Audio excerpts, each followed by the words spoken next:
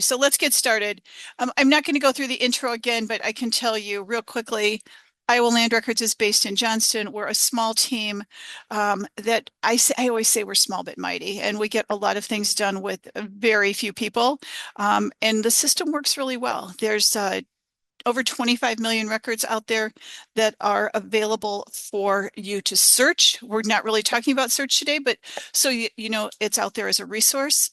Iowa Land Records was one of the first statewide e-recording systems. We are very proud of that we have all 99 counties actively participating in e-submission and uploading their documents after recording to Iowa Land Records. So 25 million records, as I said, and last year there were over 72%, or I'm sorry, almost 72% of documents recorded in Iowa were recorded electronically. So with that, let's get going. Thanks for your patience today, everyone. So we have our welcome screen here, how to find us. You can call us, you can email us, or you can complete a support request form. We pride ourselves on the customer service that we provide and that we will get back to you quickly, always within 24 hours, but usually much quicker. You can find some additional resources here. They're also over here under a resources tab, and we'll talk about that when we get there. And then how you can register for an additional webinar that's coming up. Additionally, if your firm is new to eSubmission, you have a big team, or you want some special help, if you let us know, we're happy to do a webinar for you. There's absolutely no charge, and we're very happy to do that. We also have recorded webinars that we can direct you to. So home, clicking on home always brings you back here to where you'll see pending groups. Changing password. I'm not going to change my password today, but I do want you to know about this right here, this eSubmission attribute. I love this feature that we added when we deployed the new website a couple years ago, 2.5, almost 3 years ago, that if you click this, when you enter a party name on a document, for the next documents, the name is automatically populated, so you don't have to go back in and add those party names. But what's important to remember is that you can always edit that name. So if you're submitting a bunch of documents with different names on them for some reason, you can always edit that. But I like that time saver, and you'll see that as I submit documents for recording in a group today. Passwords have to be at least 14 characters, up to 50, a combination of upper and lowercase letters, numbers, special characters as defined here, no invalid characters. If you ever experience a problem and you looks like you've got all the checks are green, but it still won't let you update it, try adding one more special character at the end. I'm going back to the submitter screen where we started. eSearch, this is where you would look for documents that you or your organization electronically recorded. So after I submit some documents today, I'll come back here and show you how you can find those.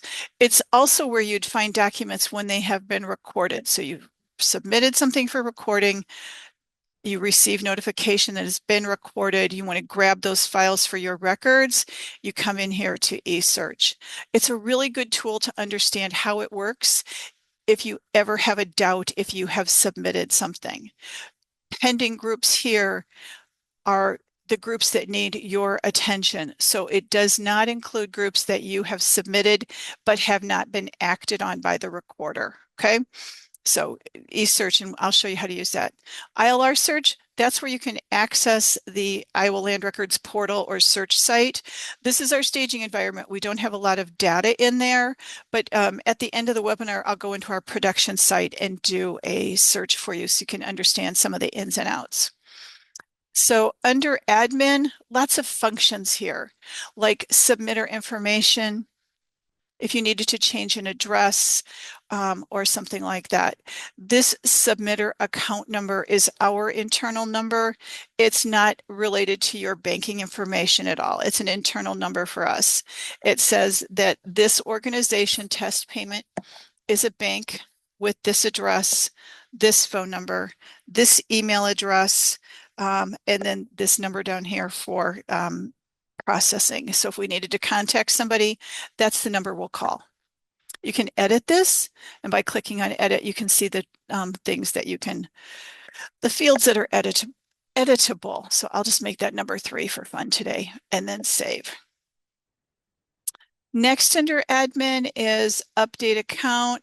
This is where I could update my password or select that attribute again to have the names transfer from one submission to the next. Also under admin is submitter payment information. Again, the submitter account number here, that's our internal number. It has nothing to do with your banking information. If I were to select edit here, you can see the fields that you can edit, and you'll notice that there is no banking information displayed. It's saved in the background, but it is not displayed, okay?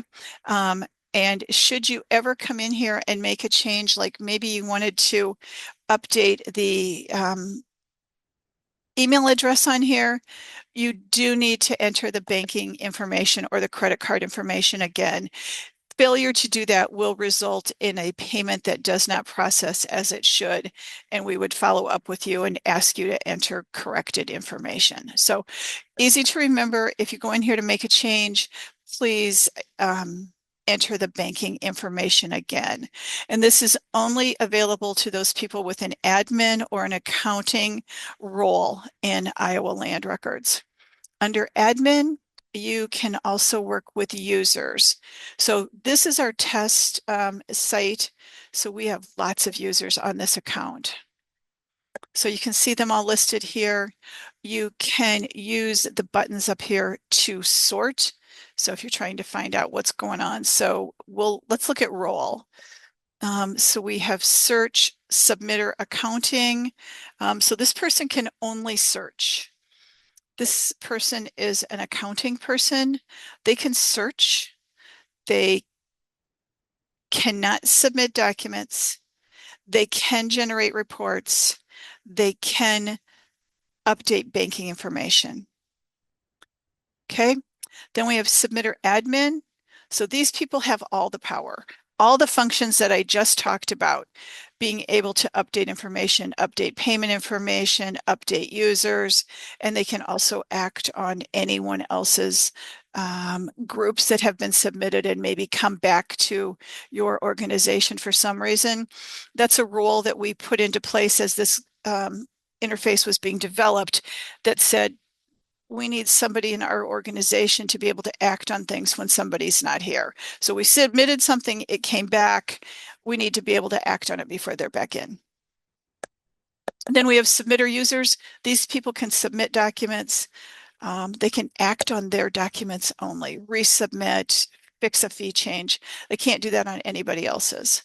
And then we've got people with submitter user search. So they can also submit documents and they have access to search. It's up to you as an organization and an administrator who gets which functions, and we're happy to help you and walk you through that. So you can see that this person right here is active.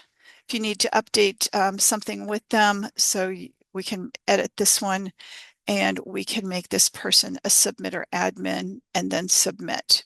So that changes immediately for that one. You can update the password. So if you wanted to give them a new password, if you're an administrator and you log in and you see that someone's status is inactive, and I don't think we have anybody in here there, but their username is deactivated, you can easily click on there would be another little person here. And when you hover over it, it will tell you you're going to reactivate it. And then you can also update their password. Those temporary passwords are good for 24 hours. So once you give them that password, I would encourage them to log in almost immediately and they'll be prompted to change their password. So lots of users in there. You can have as many users as you want.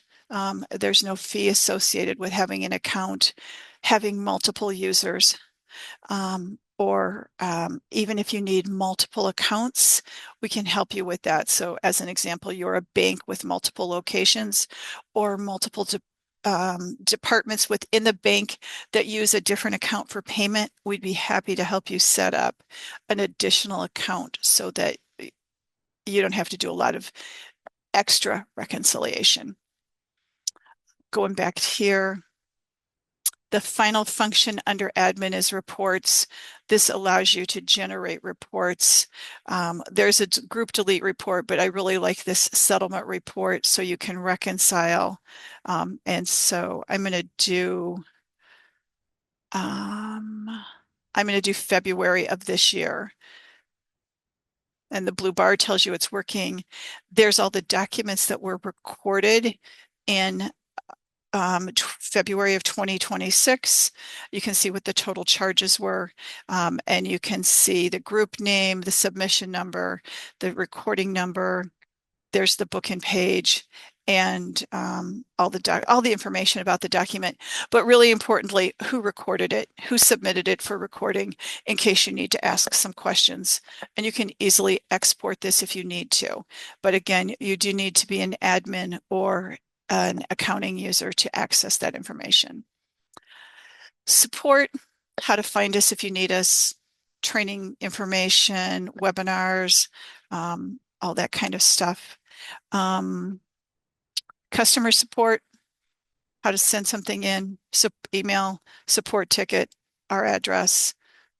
This is pretty quick. We're happy to help. That's why we're here. And finally, over here, a transfer tax calculator if you need one. So, and we're going to calculate that. So 6.5 million, the tax would be $10,399.20. And it's because the first 500 is always exempt. So I'm going to go ahead and close out of this and go back to what I think you're all really here for, which is to determine how the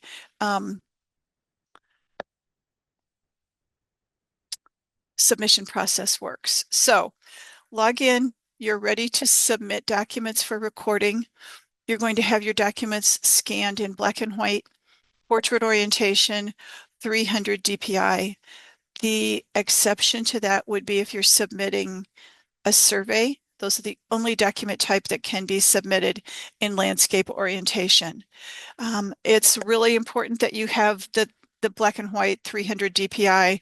Make sure that you and the recorder both end up with a good quality recorded document after the fact. So first step is new submission. Going to select a county. For testing purposes, we use Adair, and they're going to name the group. It can be anything that will help you find the group later. Okay, so it might be your client's name. Remember that group names need to be unique. So if you put Smith Mortgage here, you're never going to be able to use Smith Mortgage again, but you can make it different by adding a date or part of their address or parcel or something like that that will help you find it later. Okay. So I'm just going to do Adair and Smith Mortgage and save. So I've got those documents scanned, black and white, portrait orientation, and 300 DPI. And now I'm going to start adding documents to this group, much like I would start adding documents to an envelope of documents or a folder of documents that I'm going to get to the recorder somehow, either by walking it over there, sending it with a courier, or popping it in the mail or overnight. Okay. So first document I'm going to do in this group will be a deed. Notice that the number of auditor transfers fees defaults to 1. You can enter any number here that you like, but Iowa law limits the charges to $50. So if you've got a deed or a document with 25 parcels on it, keep that in mind as you're calculating fees. Iowa law only allows you to be charged $50.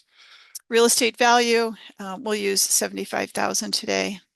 And then we're going to browse for the image, scanned in black and white, portrait orientation, 300 DPI, and then save. Things you're going to notice when I hit save. 1, a new modal will pop up here so that I can add the parties. 2, the fees will be calculated over here based on the number of pages in the document that is scanned, that I attached. That will go right here. The transfer fee, the $5, will go right here for that auditor fee. The transfer tax will be calculated on the 75,000. There will be a $3 e-submission fee, and the total will be right here. And the total fees will display up here so that when you get done with the whole group, as an example, in a deed package, you'll be able to check your closing statement and make sure you've got everything. Okay. So I'm going to go ahead and click save. There's the modal to add the party. $7 here, $5. So it's a one-page document I attached. The transfer tax, the service fee, and the total here. And then the total is up here. And now I need to enter a party, one party, person or organization, grantor or grantee. You only need to enter one, and that's actually all the system allows you to enter. Keep in mind, the county will index all the parties that are on the document. So we're going to do person, and I'm going to use my name because it's easy.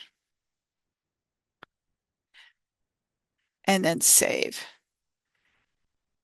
And now the system is saying, okay, you need a DOV and a groundwater because this is a conveyance document.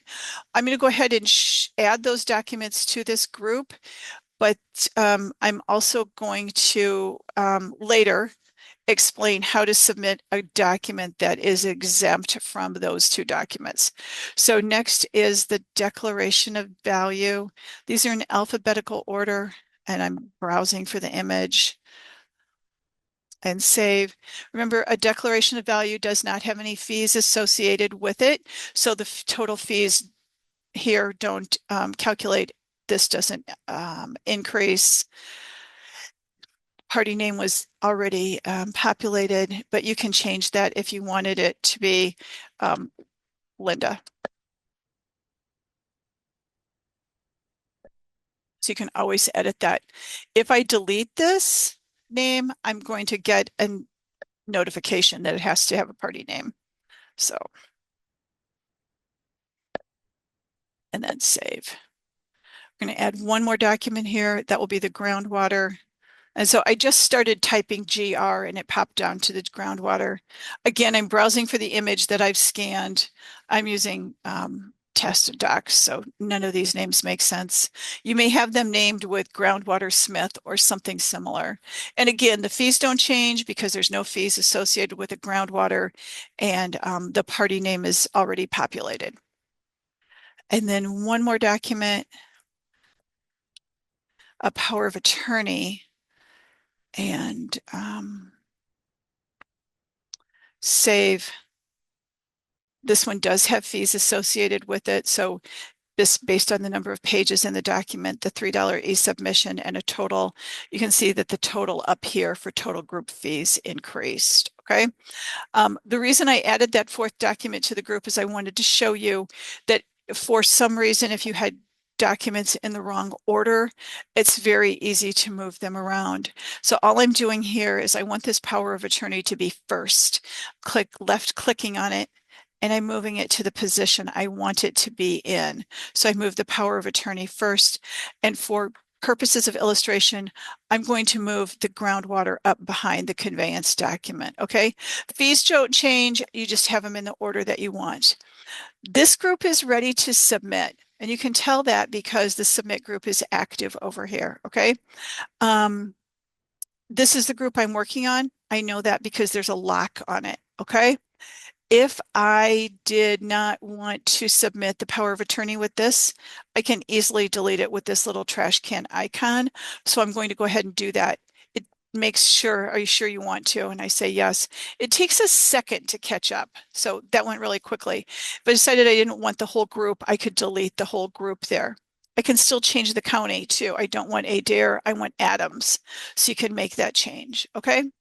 And that's good to know because if you submit a group and it comes back to you declined and it with a message that says, hey, this should be actually Adams County, you don't have to start a new group. You can easily change the county, okay?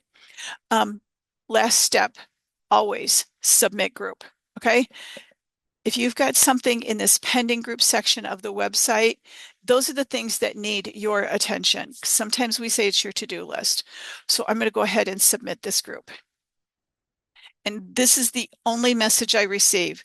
It has been submitted successfully. There's not an email that comes to you telling you that it has been submitted for recording. Okay, on to more documents. Another submission. I'm going to do this one as an exempt deed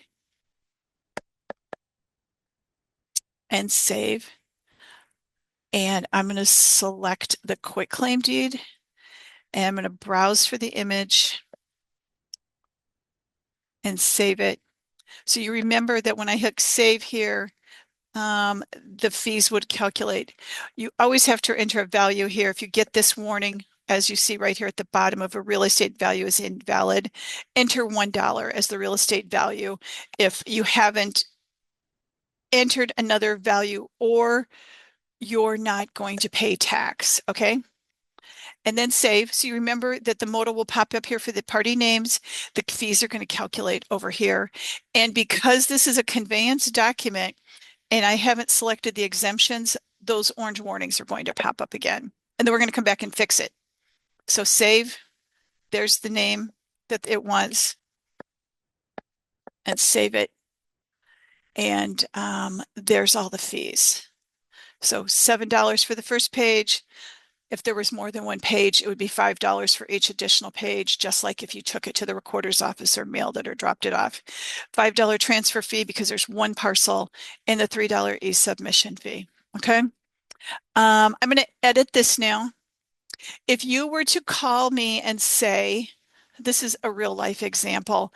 I'm getting these orange warnings that says I need a DOV and a groundwater, but my group is exempt. I'm going to tell you, you're going to click on the group name and then the submission number.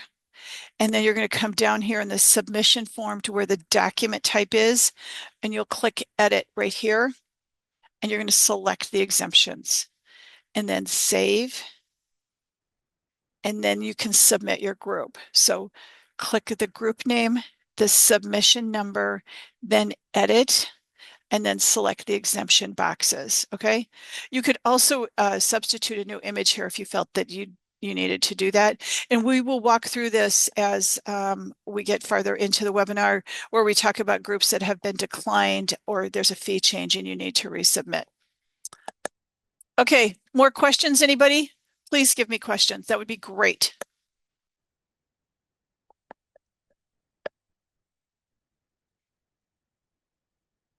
Okay. I believe there was a question on how to submit an easement. So, I'm going to do submit group here. New submission, select the county, easement.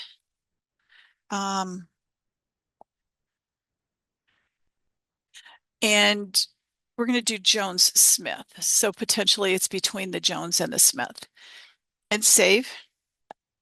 We'll select the document type easement, grab the image,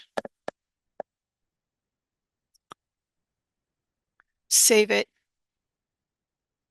The whole process is the same. The fees calculate by the number of pages in the document, the $3 e-submission fee for a total of $90.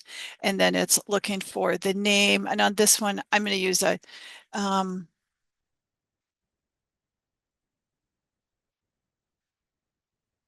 bank so you can see how an organization works, and a grantor or a grantee, and then save. Everything looks good. That's the only document you've got in there. Or you could do another one. So let's do another one. Another easement. Browse for the image and save it. And you've got the fees over here. And then we're going to change this one to person, and it will be John Smith. So I like the functionality here that you can easily change the names if you want to, with again a reminder that you're only entering one party name, but the county is indexing all the parties that are listed on the document. And that includes there's 15 or 20, as there sometimes maybe with a homeowners association or something similar. Okay, questions, everyone? All right, let's talk about. Lisa, sorry, you do have, I don't know if you have the panel pulled up, but we do have a couple of questions in the Q&A. Okay, There are three right there. First one I can ask is if you can do a sample of submitting a mortgage release. Sure. So I'm going to submit this group real quick.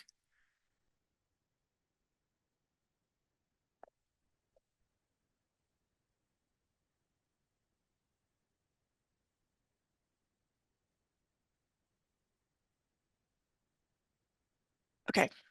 All right. So let's do new submission,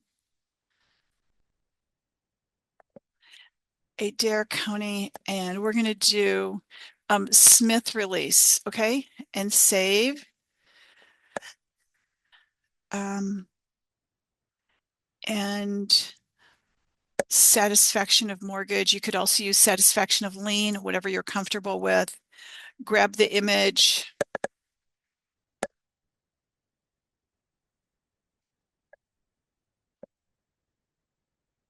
And select save. And we'll use the bank's name here as the bank is the grantor here. Oops.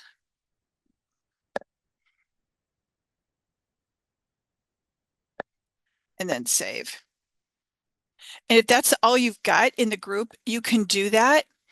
But there is a large credit union that they have groups of people that are the processors, right? That's what they do all day is they're processing the documents that are provided to them. And so one of the things they would do is do this group of Smith release. I'm going to submit this one and then come back and start a new group. So it might be Adair releases 26. How is it 2026 already, everyone? Okay. So they're going to have satisfaction of mortgage, browse for the file and save. And they're going to enter Smith, John. Okay. So what they're submitting is a group of documents all to Adair County that are all releases today.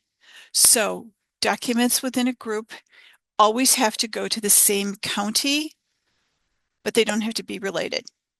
Okay. So they have to go to the same county. So this is kind of a good use of time if you don't want to submit a whole bunch of different groups. You just keep adding. Okay. So we've got the first one, and I'm going to actually change this name because this one belongs to Mr. Jones. Okay. County's going to look at all the documents. They're going to index all of those. We're going to add another one, another release. Um,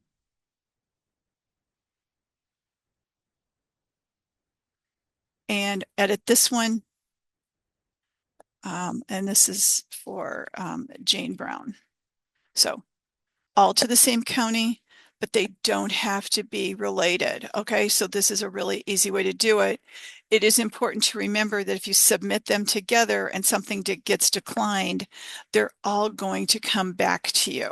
Okay, so whatever works best for you. This works really well for that credit union, but it might not work for you. And you may want to be tracking by the party or the file that you're working on. Okay. So it's up here in pending groups. This is the group I'm working on because there's a lock on it. And my last step is always submit group. And there's my little message that has been submitted successfully. Okay, let's go to eSearch and look for these documents that we've been submitting today. So eSearch is where you're going to find the documents that have been submitted by your organization. And I think it's important that you know how to use this because if you're ever in doubt, if you have submitted something, be sure to look here. If you search here and you can't find it and you want to double check, ask a coworker to look or give us a call, contact our support, because if you submit a document twice and they both get recorded, it is nearly impossible to get those fees recorded by the refunded by the county. Iowa Land Records will not refund them to you if you have submitted them in error. Which goes on to the next point is if you ever believe that you have submitted something in error, like you noticed a typo and it hasn't been recorded, it's important that you contact the county directly instead of calling our office. Okay. Okay, I forgot what I was doing. I'm so sorry. But I'm going to go back to these questions. What time does the recorder's office close? Most of them close between 4 and 4:30. A few of them stay open until 5, but that's very few. You can submit 24/7. What I think you might be referring to in your question is what time do they stop processing documents? And that we leave up to the county. That's their decision as they're determining how they can balance for the day. Okay. And if that doesn't answer your question, please let me know. You can submit 24/7 from any computer with internet access. The recorders are notified when the documents are out there for their review. They're open, most of them, some of them open at 7:30, some of them stay open until 5. They do have 24 hours or one full business day to review documents and act on it. So if you submit now at 2:30 on Tuesday, by 2:30 on Wednesday, you should have a response from the recorder's office.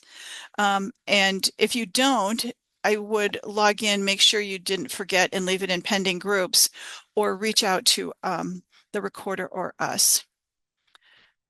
Okay. Oh, what is the number of additional transactions for? You guys have good questions. Okay. If you have time, how to submit a mortgage release and a release of assignment of rents. Let's do that one.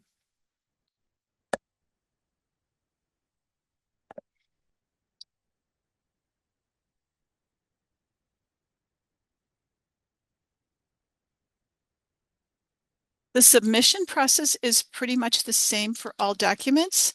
What differs is where you're selecting the document type. Submit a mortgage release. Okay, so here's the mortgage release. Easy peasy. We did that, right? And save. And we're going to enter my name here.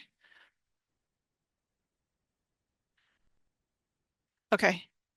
And then release of assignment of rents, that is not a document type. So you could select assignment. You could also select other, okay? Knowing that the county could make a change there if they needed to, okay? So we're going to select deed here and save. And that's a document type, it's nothing. And then submit group. Okay. And please let me know if that did not answer your question of submit group. Okay. If a deed and mortgage are submitted in one group, can you make the time of recording the mortgage be later than the deed filing time? I think the answer to this is to make sure you submit the deed first in the group. And I would make sure that you submit those documents together. So you want to submit the deed, the declaration of value, the groundwater if it's required, and the mortgage in one group. And the reason you want to do that is if you submit the mortgage separately and something in that first group of deed, deck, and groundwater is declined and the mortgage gets recorded, you're potentially in trouble there. And the alternative to that is submit the deed, the groundwater, and the mortgage, wait for it to come back, and then submit the mortgage separately. But in general, I would suggest that you submit those together, okay? What is the number of additional transactions for? In general, I would tell you to ignore it, okay? Oh, Tiffany, I love your comment. It is a headache to double record. Don't do it. LOL, true. Then we had to release the duplicate. It was a mess. And you want to make sure you release the right one so you stay in the correct filing order. So you've got your security in the correct order. Okay, additional transactions is not the additional number of documents you have in the group, okay? So as an example, you would not put, working on this one, you wouldn't put another one, an extra one here, okay? Entering a number in the number of additional transactions field will result in an additional charge of $7 if the county does not catch it, okay? In general, I would tell you not to use it. Where you can use it. One of my favorite examples is you have a first and a second mortgage. The people on my team are tired of hearing this example. You have a first and a second mortgage on your house.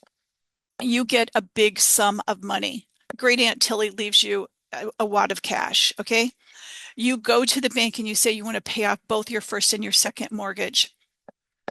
Instead of submitting two releases of mortgage, the bank would submit one document saying, we want to release this document number from 2019 for your first mortgage, and this document from 2022 for your second mortgage.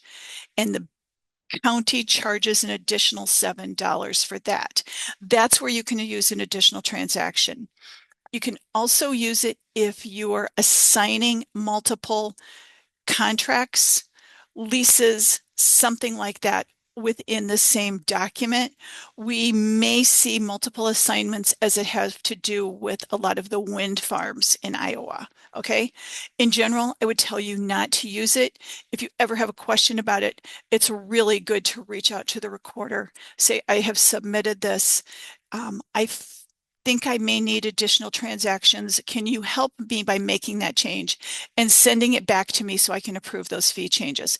And I'll show you today how to accept those fee changes, okay? So I think that answers this question we have, which is, does the field for additional transactions refer to multiple within the same group on the same document? If I'm submitting 3 different quitclaim deeds within the same group, would I change the number of additional transactions? No, don't use it. Which do I use for a mortgage release for a person, grantee, or grantor? The bank would be the grantor on the release, and they are granting it to the grantee, which is the person who you held the mortgage. So as personal example, Wells Fargo holds my mortgage, okay? So when I pay it off, they will be the grantor and I am the grantee because they're giving all the security interest back to me. It goes the other way when a mortgage is being recorded, which is I, as the homeowner, am the grantor because I'm granting it all to the bank. Okay, is that good? The system does not assign the same time of recording for all documents submitted in one group. It may be very close, but historically it's off by a second or two. And I do believe that Iowa law says you go by the index information on the document. That has been a long-standing question with several users. Okay. Any more questions? Okay. Let's talk about documents that have been submitted and declined and they came back to you. So you go through the regular submission process that we just went through today. County is notified, the county goes out and they look at it. They're pulling it up, they're looking at it, they're placing the stamp and making sure that it's in the right space on the document. Remember, document formatting standards in Iowa are the same for electronic documents and paper documents as far as the 3-inch margin at the top and the font size and all that kind of stuff. So keep that in mind. That part doesn't change, but they find something else that they don't like. Maybe the legal's wrong. Maybe you submitted it to the wrong county. There's a misspelled name, whatever. They're going to decline it. Okay. They're going to decline it and they're going to let you know. So what they're going to do is they're going to review the document. They're going to decline it. And you're going to get an email telling you that it has been declined. Okay. And so it's going to pop up here in your pending groups. You're going to come in here. You're going to click on the group name. You're going to see all the submission numbers. Both of them are declined. And you're going to have an email that looks like this. This one is not for this group specifically, but I grabbed this one so you could see it. And I was playing yesterday. So your document was declined for the reason below. Please make necessary changes and resubmit. So it talks about the group name when it was submitted, the submission number, so you can make sure you're looking at the right submission, the document type, the county, the state, who did it so that you can call or email that person and what the problem was. So this isn't a great example because just declaration of value, but this one will be better. So you're going to come in here, you're going to click on the group name, then the submission number, and you're going to scroll down here and you're going to see wrong county should be Polk County. Okay. So you're going to come up here. Remember when I was showing you how to add the exemptions for the DOV and the groundwater? It's the same process here to make a change. You're going to select edit. Actually, you don't need to do that because we're going to resubmit this to the other county. We're going to look at this one too. Wrong county should be Polk. So this is a real easy one. Notice that this status is recorder declined. This is the group we're working on up here because it has the lock on it. And all we're going to do is change the county right here. Change it to Polk. It's up for resubmission. And now you can submit the group. So you don't have to start over. You don't have to delete. You just make the change. If that ever happens to you and you don't remember, call us. We really want this to be a good, efficient process for you. Okay. So let's look at this one that's also declined.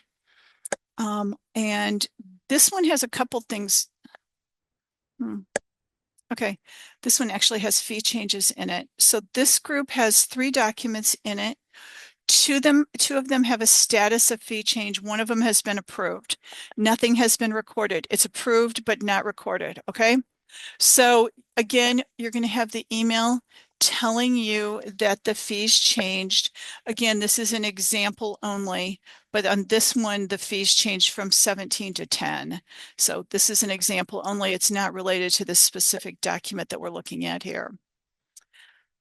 So what you're going to do is click the submission number, select edit, and then save. That's one option. And then it goes into resubmission. Okay. You can also, if you, there's 2 things here. One, you can click this submission number, scroll down here, say, yep, I did miss that $5 auditor parcel. They added one here. Or you read the emails and you're fine with all the changes. Click the submission, the fee change button, and then that accepts it. And then you can submit the group.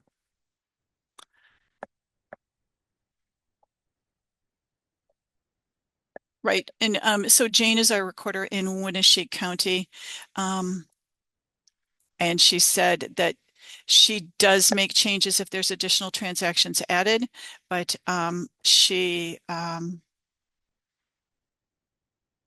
then they always go back to the submitter for additional approval. And that's true. We have talked about in the future as an enhancement, letting everyone say as a submitter, so it would be on the account level instead of the user level. Yeah, if the change is less than $10 or whatever, we'll go ahead and select and approve that. Okay. I have lost the questions now. Hold on.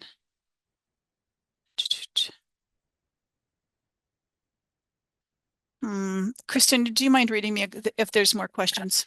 Yeah, you had one, I think you had one started, I didn't catch. So his question was, does the system assign the same time of recording for all documents submitted in one group?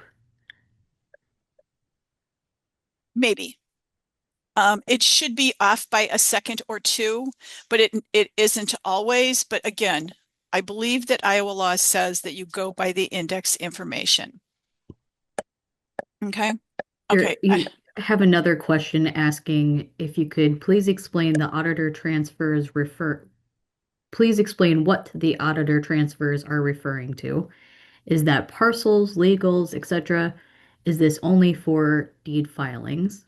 It's for conveyance documents, and there are 5: deed, warranty deed, quitclaim deed, contract, and affidavit of transfer. Okay, where you're conveying property from one party to another party. Okay, and it would be based on the number of parcels. If you ever have a question, I always refer to the county because they count those way better than I do. Okay, if you ever have a question about how that should be, The system defaults to 1 on all conveyance documents. We'd be happy to take a look with you or help you get those to the recorder quickly so that you can submit them, get them recorded. I know that everyone is often in a hurry to get documents recorded. Okay. Let's look at the rest of the fee changes and then we'll be at about 10 till. So we've got more in fee change here. And we're just going to go ahead and select here to change it. I'm also going to change the county here because I think that's a really fun feature, and then submit the group. I want to remind you that if you ever have a question about a submission, call our office, call the recorder's office. Something that I almost always talk about is document types. And two of my favorites are an affidavit of transfer and an affidavit of non-transfer. So affidavit of transfer is a statement of fact. Again, personal example, I live in a townhouse. So it's an HOA. If I were to sell my home, my HOA dues have to be current before I can sell my home. And so we would have to have an affidavit of non-transfer stating that those are current. So it's a statement of fact. It also might talk about identity. It could be a purchaser's affidavit or a trustee's affidavit. Okay, those are some examples. The other one is an affidavit of non-transfer. Indeed, it is transferring or conveying property from one party to another. We most often see that in an affidavit of surviving spouse. So A and B owned the property, one of them has passed away, and this document conveys the property to the second one. Jane, as the recorder joining us today, can you think of another example of an affidavit of transfer? Because I cannot. I think the other way a property would be conveyed without transfer tax would be through a quitclaim deed, but you're much more experienced than I am. You guys, I have to talk for a second today about the amount of experience in each recorder's office. There's recorders that have been in office for 15 years or more, or they were the deputy and now they've been the recorder for 10 years or so. So lots of experience, lots of good knowledge. Oh, Jane said a change of title would be an affidavit of transfer. I appreciate you, Jane. Thank you. Jane is an example. She was a deputy for a long time and now she's the recorder. So I'm going to go ahead and accept this fee change and submit this. What questions do you have? What else would you like for me to submit? Or questions about a submission that I can answer?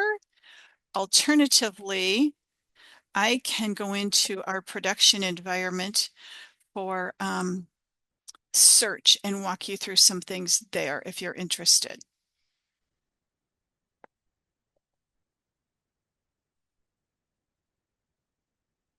Okay.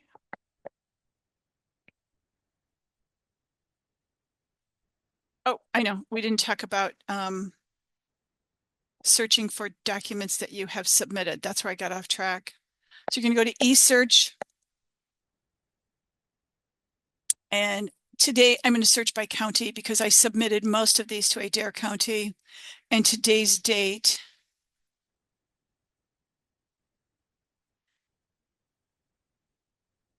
And then search.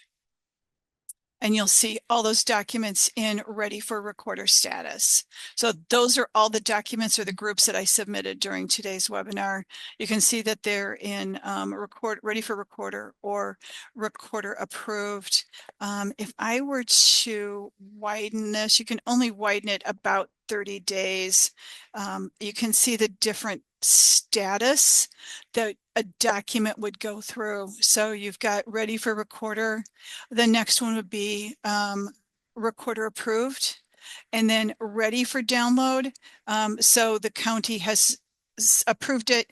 It's ready for them to start indexing it. So they have a system that communicates with the Iowa Land Records system to pull it to their side and index it.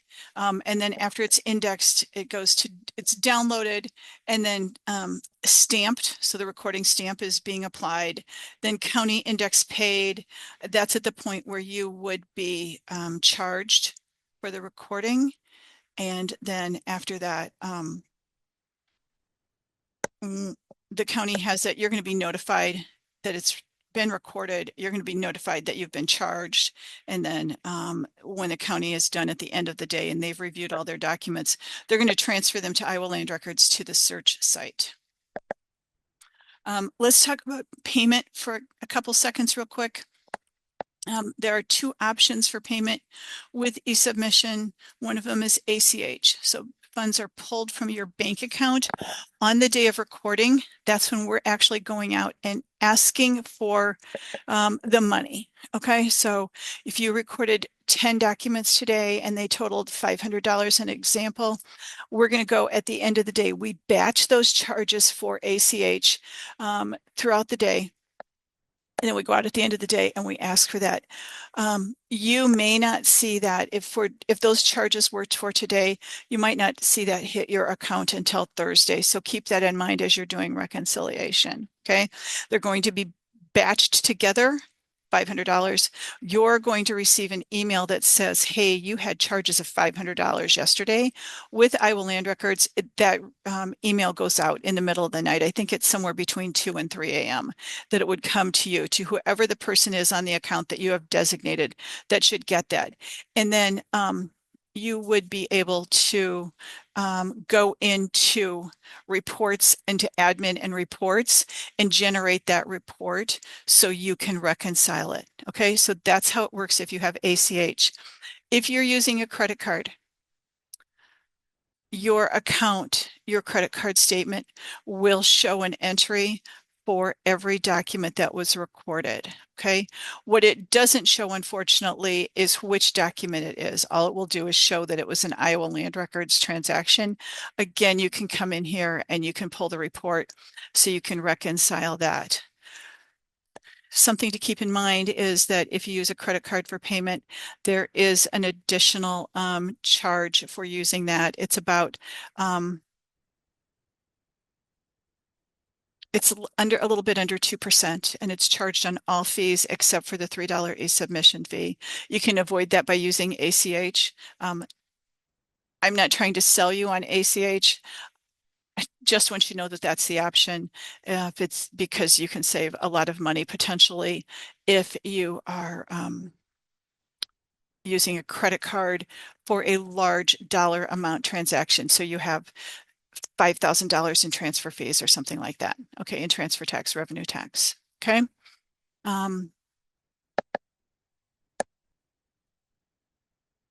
Okay, I'm reading a question here about our abstract company says the time of filing for deed and mortgage submitted in the same batch, get the same time. You give us a call sometime. We'll walk through that with you. It could be a function of the software provider because it is happening at this when also filed in a traditional manner with paper at the recorder's office. And you've identified someone that it's having this problem with, and we can certainly check with them. We have a great relationship with the submitter that you identified, so we can look at that with them. Okay, real quick to talk about search over here. Lots of different ways to search. I think what's different from old search versus new search, so old search went away a couple years ago, is that names have to be exact. Okay, so if I could do name search and do my name, and I live in Dallas County,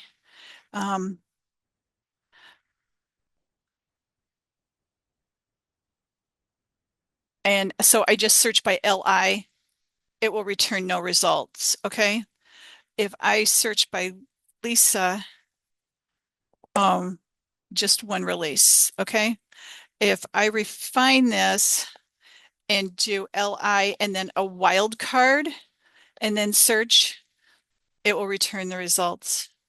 I'm going to show you another example of searching by a person's last name. This is our project manager, Phil. He lives in Polk County. I am not giving away any information because when he does a search webinar, he uses his own name. So we're going to do Denchi and Phil and search, and you'll see that there are 14 results. Okay. Then I'm going to do refine search. I'm going to add the asterisk as the wild card. So it's going to pull anything for Dunshee Phil, or any that starts with PHIL and search. And there's 29. Okay. And then we're going to do one more and do Philip. And there's 14. So it looks like if we add those all together, we maybe missed one. So we want you to be aware of that. Okay. Use a wild card. Sometimes less is more. If you ever experience problems, we are here to help. Okay. And I think we'll be working through some enhancements as time goes on. We recently hired and added another developer to our team. So there are some ins and outs to it, but again, we're always here to help. So last call for questions. It's 2:58. I can't tell you how much we appreciate that you were able to take some time out of your busy day and spend it with us. And we would love to help you. Ooh, how can we modify any saved searches? Let's see. Okay. So here's Phil. I saved that. Refine. Melina, I don't know that you can modify it and save it. I think it would have to become.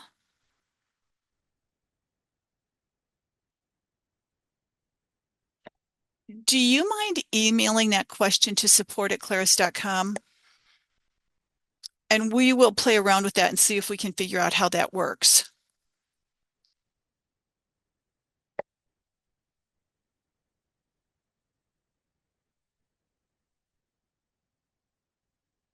There's our email address, the support@claris.com. I'm not sure how that, you can refine it. I think it becomes a new search. I really do. But we'll play with that. If you don't mind emailing that over to support@claris, C as in cat, L as in land, R as in Robert, I as in igloo, S as in Sam. We'd be happy to take a look at that. What would be an example of saving a search? Okay, so maybe you want to do document type search, Blackhawk mortgage, and you want to see all of the mortgages that were taken out last month. There you go. Some people track those things. You could do a name search. So you want to search by Green State. We'll do Blackhawk again, and we'll do last month. So this is every document with Green State. Oops. And you know what? It didn't work because you know why? I didn't use the asterisk. Every document. What am I doing wrong here?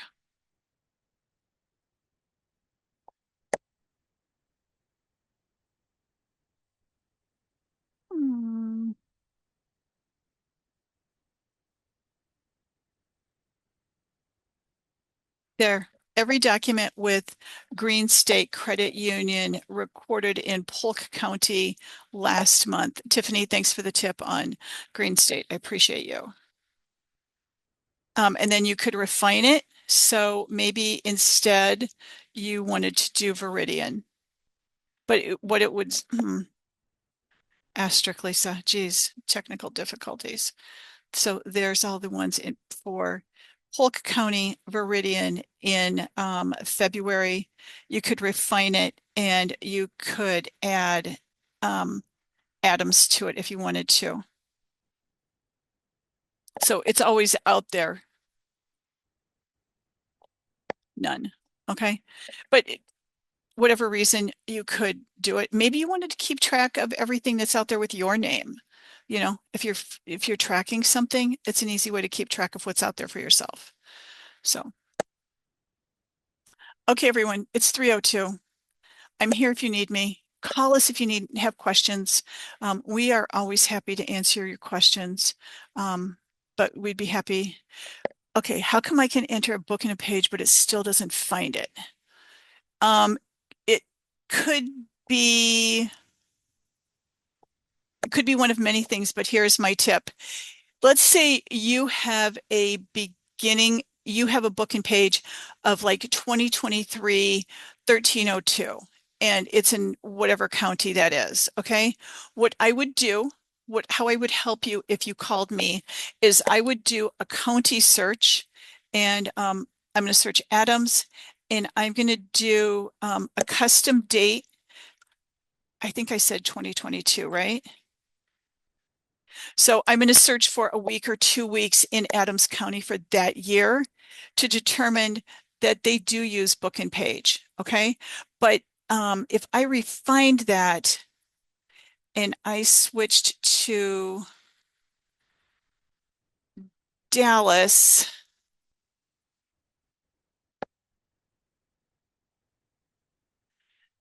they don't use a book and page, they use a reference number. So by searching that small date range, you can determine how the county indexes it. If it's a really old document, it may be that we don't have it. And we are indeed working on an updated search tips for you so that it would be easy. But call us, we'll help. Call the county. Tell them you've got this book and page, you can't find it on Iowa Land Records. Ask them if they can give you the recording date, because then you can do a county search. And you can put in a custom date I grabbed last week, just so it's there. You can certainly always change these around. So it starts with February 23rd and goes up. I hope that helped. We have some things in chat real quick. Thanks everyone for sticking around. Thanks, Jane. I'm glad you were able to join. Corey and Sam are here from our team, and our new director, Jamie Hoffman, joined us as well today. So I'm sure everybody learned a bunch. Thank you so much. Call our team if you have questions, and we'll look forward to see you. Have a great day. Bye-bye.